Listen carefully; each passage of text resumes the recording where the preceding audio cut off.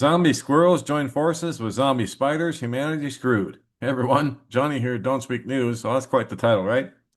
From Strange Sounds over on Substack. We talked a little bit about this last week.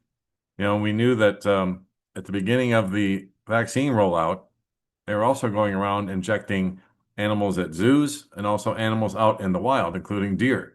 And now we have all these freaky photos of black bubble deer going viral after fears of zombie rabbits, squirrels spread. And you've seen the pictures of the squirrels with the sores and the rabbits. Well, here's the deer, another close-up of one. Poor thing, that's just horrible. Now that we've unleashed this synthetic biology into the ecosystem, there's no stopping it. There's no putting the genie back in the bottle, as they say. So this is from, like I said, Strange Sounds over at Substack. And now, after squirrels, it says we're next. They're just seeing how easy it can make the jump. And now zombie spiders invade the US. Look at that. As if spiders were not creepy enough. Zombie spiders infected by never before seen fungus are invading homes. And he says, the author here says that the basement of my grandparents' home is covered with those. I'll take some pictures next time in about a month. We haven't burned the whole house down yet. Yes, we are next. Yeah.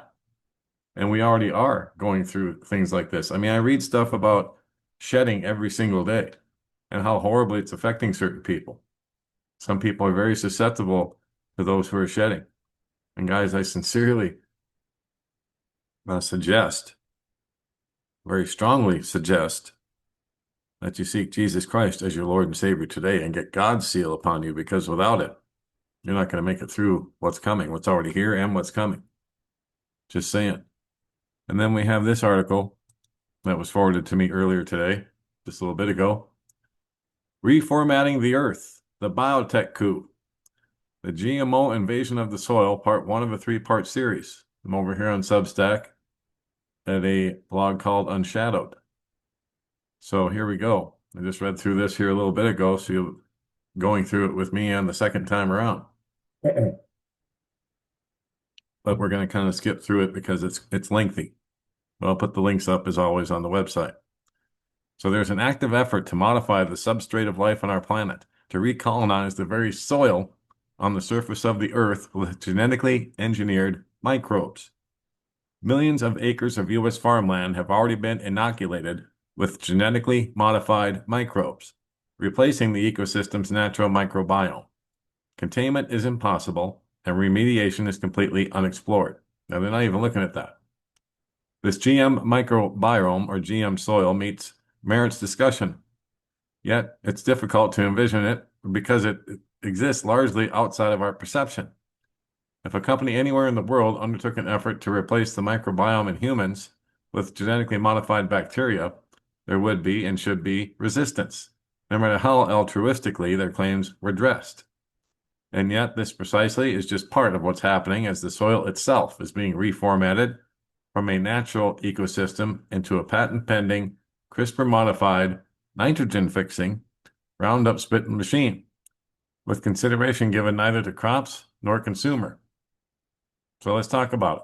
Well, it's well backed, as you can imagine. This ecocidal endeavor is one of the primary pillars of the WEF's efforts around food under the guise of regenerative agriculture, as it's being pitched as a path away from terrible chemical fertilizers. Now, they won't have to apply them anymore because they'll already be built into the soil. That's what they're talking about here. Instead of working to undo the damage of modern petrochemical farming by encouraging and subsidizing a deployment of real regenerative methods and permaculture system thinking, the WEF seeks to fail forward into genetically engineering the web of life itself, of course. Because, if God didn't do a good enough job, and they don't believe in God, most of them anyway, or a creator, so they think that they need to redo life itself. Wow. The absolute arrogance of these people is unreal.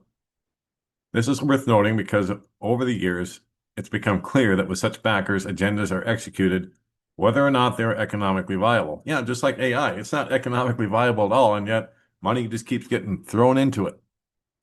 Larry Fink, CEO of BlackRock, 10 billion, who has 10+ trillion under management, recently became the new acting chairman for the World Economic Forum, remarking, "The world is more fragmented and complex than ever, but the need for a platform that brings together business, government, and civil society has never been greater.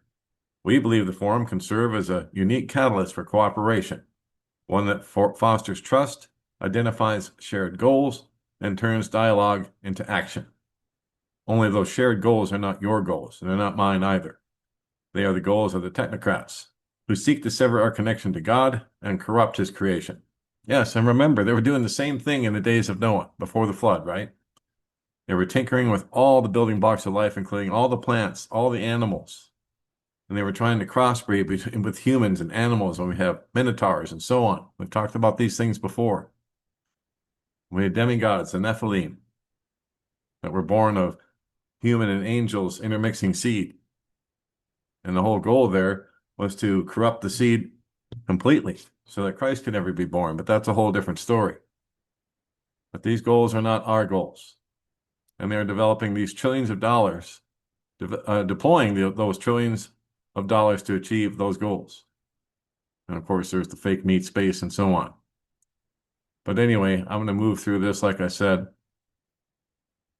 But GE Microbes sells its factories. You may have noticed folks like Klaus Schwab and Peter Thiel talk a lot about biology. This group believes that life is something to be hacked and controlled. In the words of Shyam Sankar, chairman of Ginkgo's board and former CTO of Palantir. There's Palantir again. Imagine that. Let's just, I'll just read you what he has to say because it's kind of hard to hear the video. The audio is not very good. "The mission of Ginkgo is to make biology easier to engineer. And if you kind of squint at it, you can think of a cell as a computer, you know? You put in code and you get out product. It is the future of manufacturing, where you can program a cell, provide it with feedback like sugar water, and get a product out of it. It is this reductionist way of thinking that the amazingly intricate and still poorly understood web of life in Earth's soil is nothing more than an empty factory floor for us to populate with our own microbial machines. That informs statements like Ginkgo CEO's comment that U.S. farmland will soon be manufacturing something much more than food. He says our agricultural production is an untapped manufacturing base for the U.S. We have massive existing manufacturing in our Midwest states. Biotechnology will unlock this manufacturing for more than just our food production.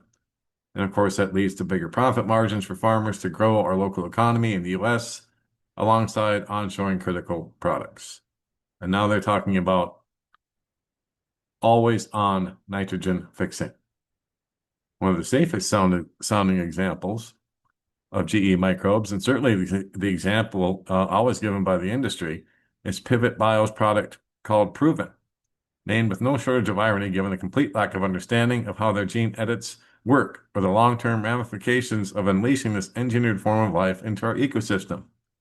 So Proven is a genetically modified nitrogen-fixing microbe created by slicing out two genes, one for fixing nitrogen and the other that normally downregulates nitrogen fixation when the soil is already sufficiently rich. In Pivot's own studies, they admit they had no idea what would happen. The resulting GE microbe would either not fix nitrogen at all, or, and this is what happened, it would fix nitrogen without stopping even when the soil was already rich. So it's never going to shut off, guys. And like I said, it's too late to put the genie back in the bottle. So if this seems similar to pharmaceutical companies' processes, concocting random molecules and seeing what effects it might have on biology, then marketing it as a drug for that effect until the side effects are determined and the compound is pulled, making way for a new one, that's because it is. Only this new product can't be recalled. The deployment of GE microbes is neither principled nor informed.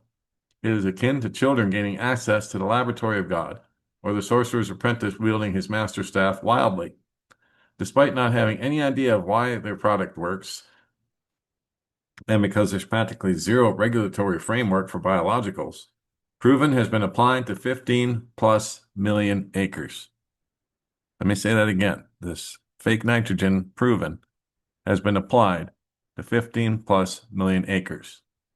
That's an area larger than Greece, nearly 2% of U.S. farmland, and it's irreversible. These organisms live and reproduce with no studies on longevity, fixing nitrogen, with the governor on too much nitrogen completely removed. So what could go wrong? And then stunningly, there are less innocuous examples. Consider Vesteron's spear, a microbe engineered to create spider venom peptides as an insecticide. This product was approved for use by the EU under Emergency Use Authorization Acts. There's those emergency use things again. Unreal. They're doing it for everything now, including biologics. So that way, there's no lawsuits, there's no protesting, there's no nothing allowed. There's no debates. We need it, it's emergency use, we got to do it, and that's it. So they're doing it with everything now. So now genetically engineered microbes that produce spider venom are being introduced today into soils growing tomatoes in Greece, Italy, and Portugal. And I'm going to stop there. I'll let you read the rest on your own, but I think you get the idea.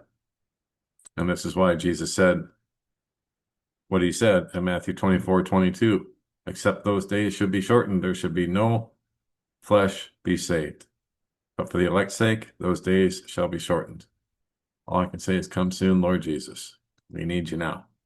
And that'll be it for now. Don't forget don'tspeaknews.com, home base for everything that we do.